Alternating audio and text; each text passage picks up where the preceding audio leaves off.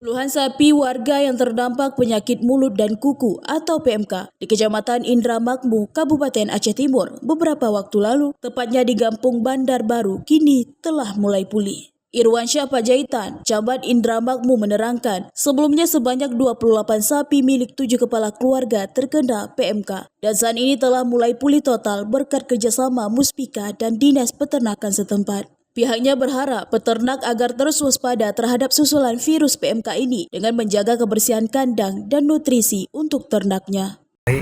Alhamdulillah, lembu warga Kampung Bandar Baru yang awalnya kena PMK dengan diobati oleh mantri dari peternakan.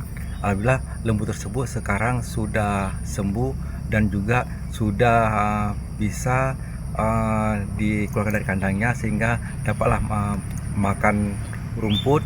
Seperti yang kita lihat sekarang ini, lembu warga tersebut sudah sehat kembali. Juga kami menghimbau kepada warga yang beternak lembu dan juga kambing untuk lembunya tersebut agar diikat dan juga kandangnya dibersihkan sehingga tidak lagi ada penyakit atau bakteri-bakteri sehingga lembu tersebut akan kena sakit PMK atau lainnya.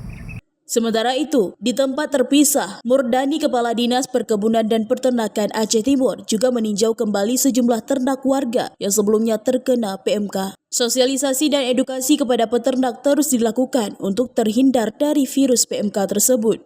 Baik, pada hari ini kita juga mengecek kembali terhadap hewan-hewan yang telah dilakukan vaksinasi dan alhamdulillah kita lihat kondisinya 90% sudah membaik dan harapan kita tentunya kasus PMK ini bisa hilang di Kabupaten Aceh Timur.